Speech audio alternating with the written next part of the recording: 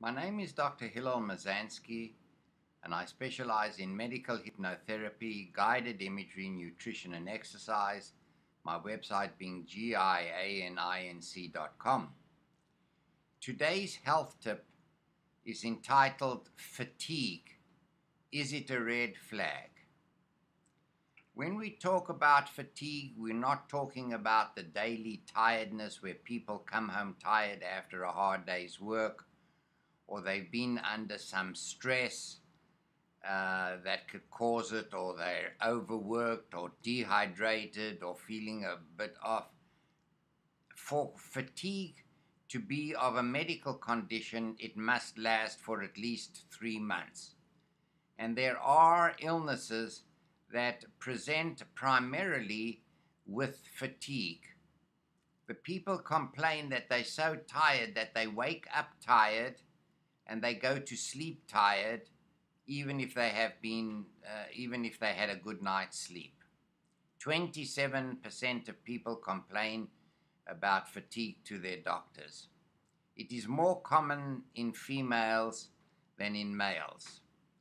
In the younger females, the most common cause for chronic fatigue as presenting factor is depression.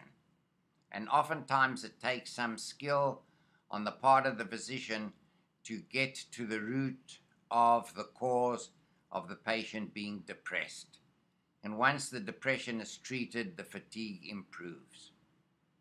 There are also, however, more ominous illnesses that can present with fatigue, such as cancer, hypothyroidism or underactive thyroid disease, autoimmune diseases such as lupus and rheumatoid arthritis can all present with fatigue.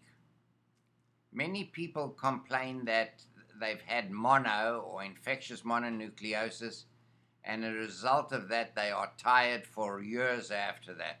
Well, that is just not true. Mono does cause some degree of tiredness after the illness, but it is not long-lasting.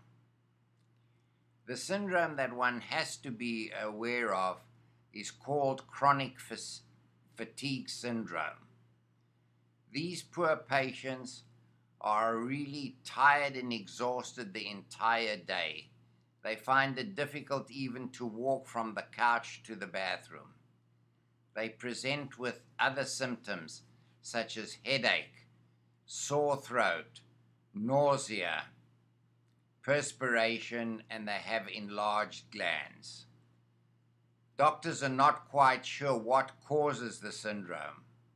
All the blood tests in a patient suffering from CSF or chronic fatigue syndrome, the blood tests are normal. So what do we do for these patients who suffer from chronic fatigue syndrome?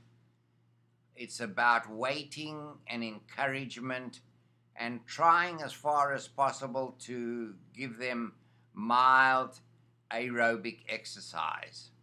Severe exercise is contraindicated as it can worsen the symptom.